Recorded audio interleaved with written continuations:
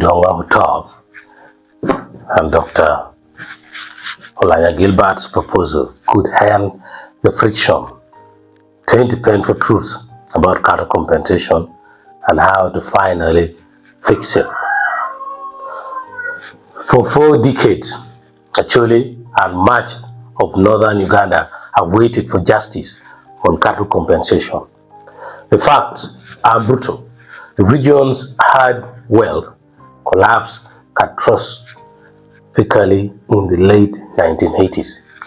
By far, the worst losses on record, yet payments remain piecemeal, politicized, and painfully slow. If we are honest, the current approach has failed. That's why the practical roadmap advanced by Dr. Odonga and Dr. Olanya Gilbert matters. It directly tackles the 20 most painful truths at the heart of this saga and offers a path to closure that is fair, fast, and fraud-proof. The first one, the darkest years are known and still unpaid. The steepest fall in cattle numbers hit in the late 1980s, roughly 1986 to 89, across Acholi, Lao, and Teso. Herds were stripped to historic low, wiping out savings, drought power, and the social endeavors by the people. The second thing is long overdue, is an understatement. Verification committees have been formed and reformed, directives issued and reissued. Meanwhile, elders who lost the most are now dying before they see a single shilling. Delayed justice is justice denied. The third thing is reluctance at the top filters down the chain.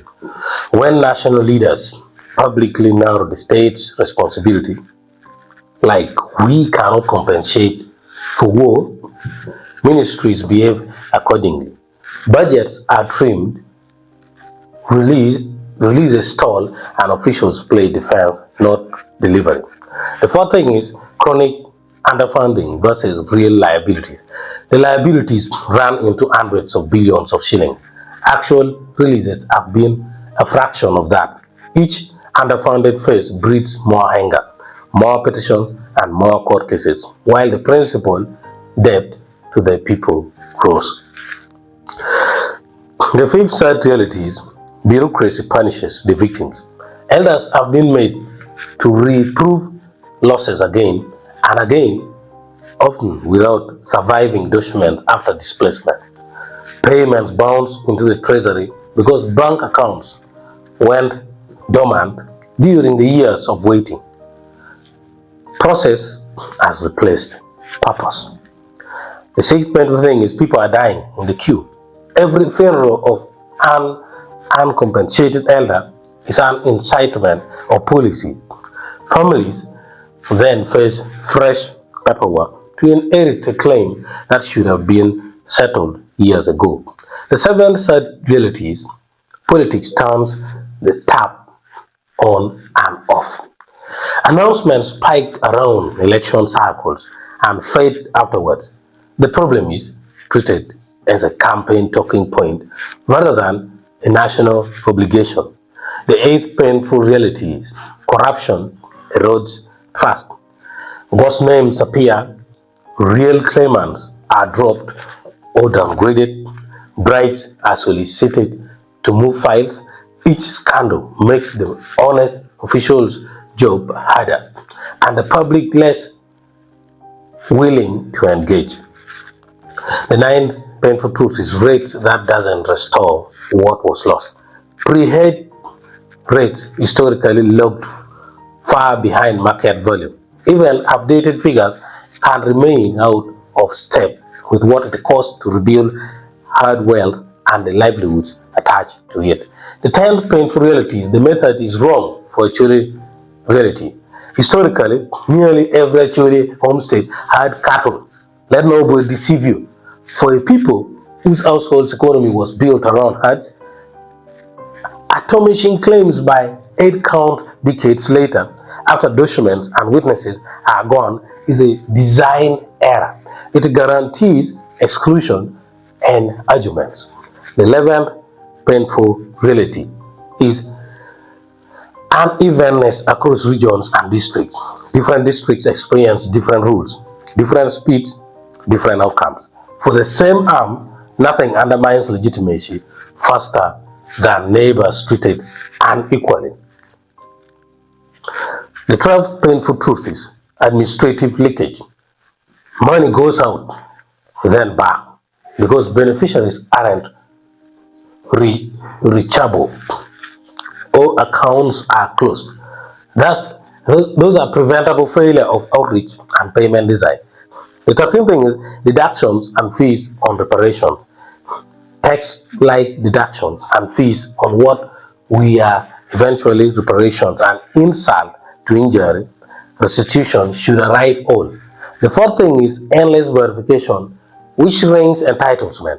Each recheck tends to reduce numbers rather than resolve them, generating suspicion that the process is a gate, not a breach. The fifth painful reality is opacity fuels rumors.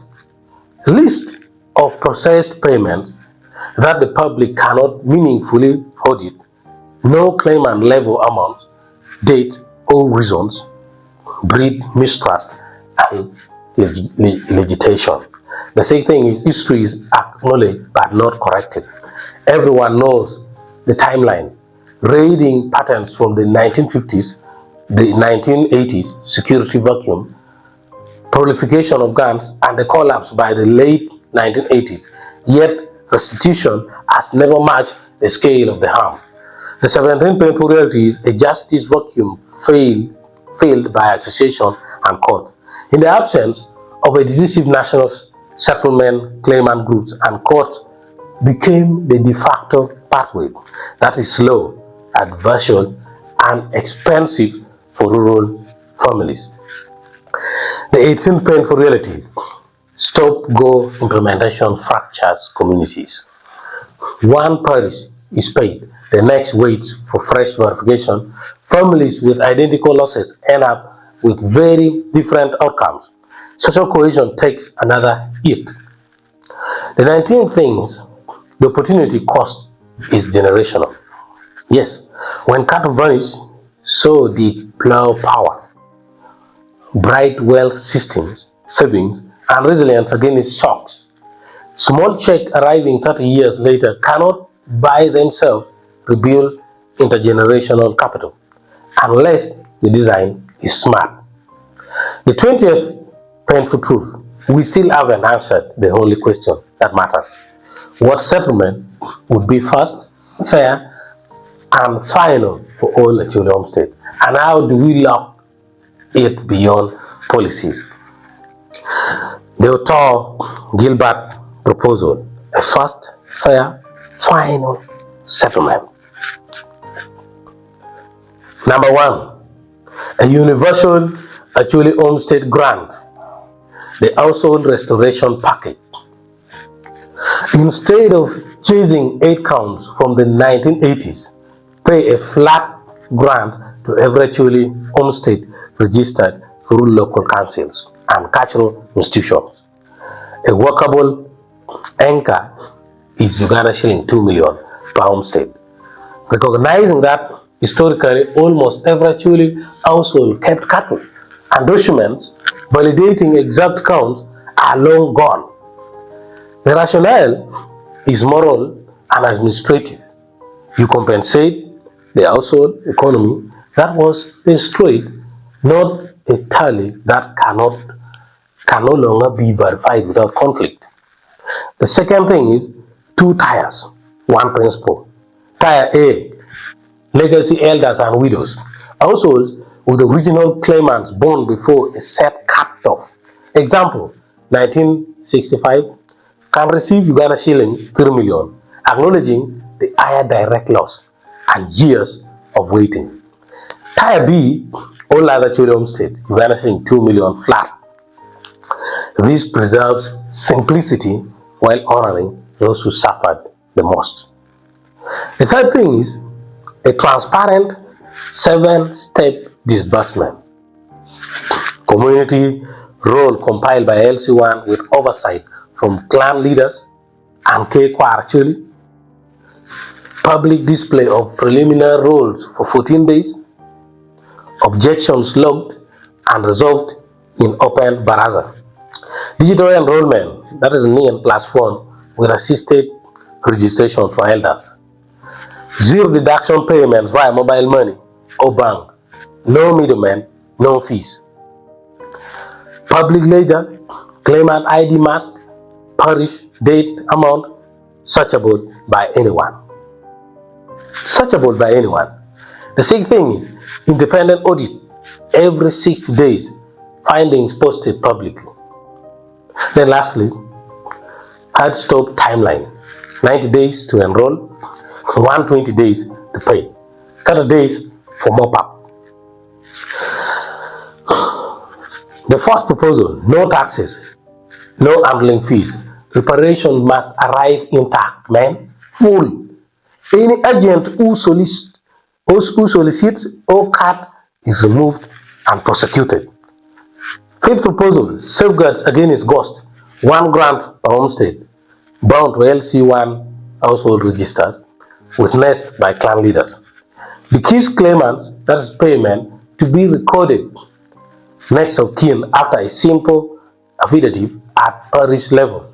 No court runs for probate on Uganda shilling 2 to 3 million benefit. Region-wide pay and northern envelope. While the article focuses on Acholi, parallel envelope should be set for Lao and Teso, where losses were similarly catastrophic but not as much as the Acholi in the same period. The mechanism should be identical to prevent claims of bias and selective rebuild grievance. The second thing is public money map, that is the proposal. Publish the district by district selling of weekly disbursements. Let citizens see funds move. Sunlight is the antidote to rumor. The eighth thing is anchor the settlement in law, not politics. Pass a short cattle restitution, that's Northern Uganda Act, with the flat grant scheme, timelines, ledger requirements, and penalties for interference. Once enacted, no minister or campaign can turn the tap off. Ninth proposal is respect for history beyond cash. Alongside grants, fund a Northern Earth Restoration Initiative. Example, plow vouchers, communal dams, and veterinary outreach. Cash repairs the household balance sheet. Earth support restores the productive base. The 10th thing is close the books properly. At the end of 12 months, table a final restitution, a report to Parliament and the cultural institutions, listing totals by parish, uptake rates, audit findings, and any unresolved anomalies. Name what remains and why, then finish it. Now, why this ends the friction? First of all, the speed. A flat rate kills the endless 8-count arguments that have paralyzed payments. The second thing is fairness. Every Acholi homestead bore the shock. Every homestead is recognized. Elders receive a modest uplift in recognition of time and loss. Third thing is transparency. A live public ledger makes theft and favoritism hard and prosecutable. The fourth thing is parliamentary certainty. A dedicated act looks timeless and prevents election season manipulation. The fifth thing is dignity. Zero deduction payments and simple next of kin rules show the state finally understands it is paying a debt, not dispensing charity, because it was their responsibility to respect. The late 1980s marked the worst cattle losses Acholi and its neighboring have ever known. That date is not a debate, it is a duty. We cannot give the decades back to their families who lost them, but we can refuse to waste another year in queue, committees, and court corridors. Dr. Doctor and Dr. Olanya Gilbert have placed on the table a statement logic equal to the scale and nature of the harm. Universal, simple, transparent, and time bound. It is the only kind of justice that can still arrive on time. Northern Uganda does not need another verification form. It needs closure, cash in hand, books closed in public, and a region finally free to plow